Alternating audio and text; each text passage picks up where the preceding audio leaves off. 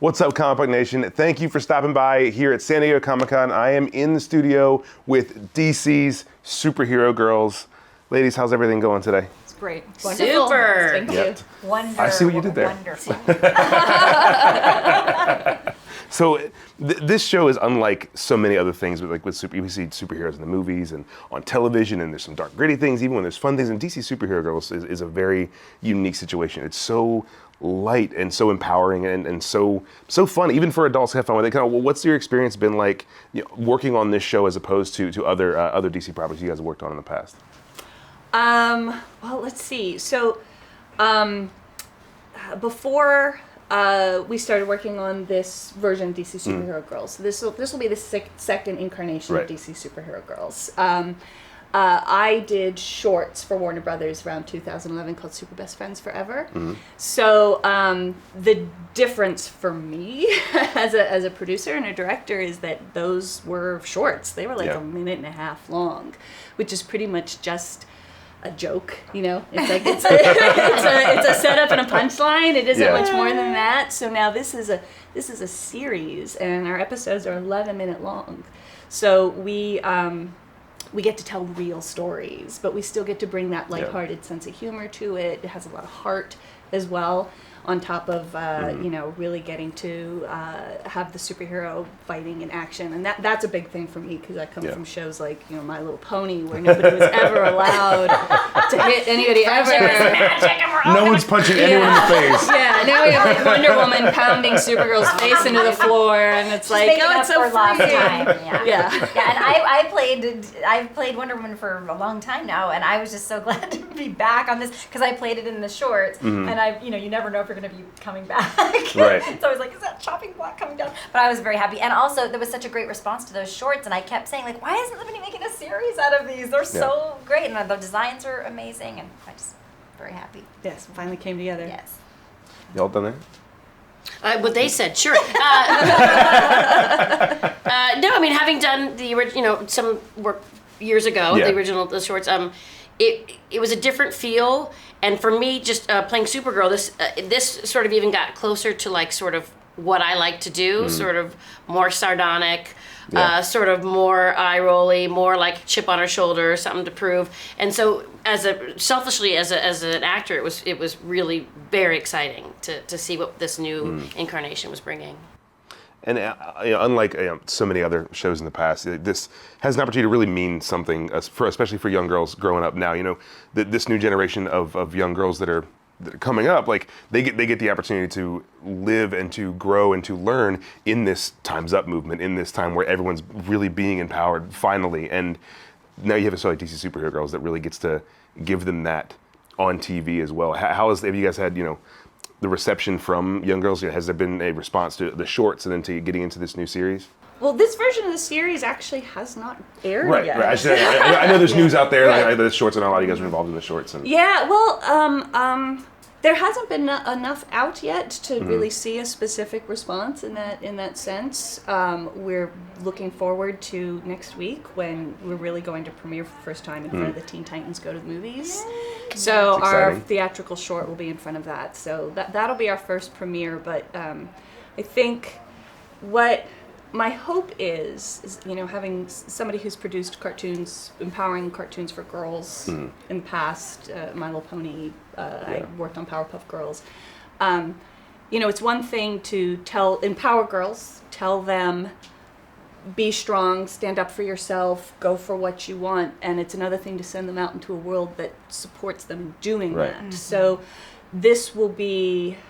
I will be interested to see how things roll out, that we give girls these lessons, and now we're finally providing them a world, hopefully, where people aren't going to stop them when they do go out and be strong and fight for themselves. Sorry, go ahead. Well, I was going to say, that's a really big part of the overall thematic choice, but also the design of the show. The show is very much designed to feel like it's a big world, and these are girls with superpowers and super strength in some cases as well, but the world they're stepping into is so much bigger than them, and it's a world that's at their footsteps, but it's also their world to protect, and that's like a really fun message where it's both scary and exhilarating at the same time, and it is something that's there for you to seize. Yeah. I was just saying that people say, "Is this a cartoon for girls?" And I've said, you know how all other cartoons are usually like directed toward boys, but girls can enjoy them as well. So, well, this is a cartoon it might be made more directed toward girls, but boys can enjoy it as well. Yes. So it's like the 1 or 2 cartoons like that, and so it's kind of exciting. And I have 3 children, but my youngest is a girl, and she's going to be 2, and I just keep. When I look at her, I just think the world you're growing up in is so much better than what we did. You know? Then again, I don't know. There's some other things to overcome now. It's a very different world than when a lot of us grew up. Now, for those who watch the shorts, and what can they expect? What differences can they expect going into this full series? How are you all changing that, or are you just keeping it the same and making it longer to be able to tell a bigger story? It's a pretty from the ground up reboot. It's all new. The biggest change in the online shorts, the superhero girls went to a superhero school where they learned to be superheroes, and we're bringing back the idea of secret identities. So in this version of the show, Wonder Woman is also Diana Prince. Supergirl's also Kara Danvers, and they go to school as Diana Prince and Kara Danvers with a bunch of regular kids who have no idea they have superpowers, and then they become heroes when the need arises. So that's a big difference. The personalities are different. The look is different. We pulled. The look is amazing. The new look is just fantastic. It really is. Yeah. We're on the Comic-Con bag. I've been doing voiceovers for 22 years, and I've never been on the Comic-Con bag. Yeah. But the themes of, good versus evil and female empowerment and trying to reflect girls' experiences back to them, or teenagers' experiences back to them, that's what's being carried over. Yeah. And it sounds like from what you guys have talked that there's a budding rivalry here with Diana and with Kara on the show. Has that been something kind of ongoing between you guys? I can't stand Nicole. Why do you think we're at opposite ends of the couch, guys?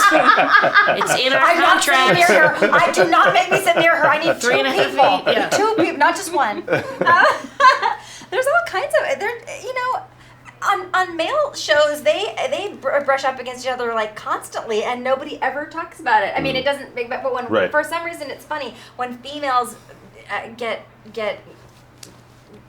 this, it becomes a thing. It's like, but it's sort of interesting how people react to that. I think that's also reflective of how much we're committed to having the girls really be individual characters. So when you have a character like Diana Prince, who is both confident and poised and put together, and as Wonder Woman / Diana Prince, and then you've got Kara Danvers, Supergirl, who is hot-headed and punches first, asks questions later. Yes.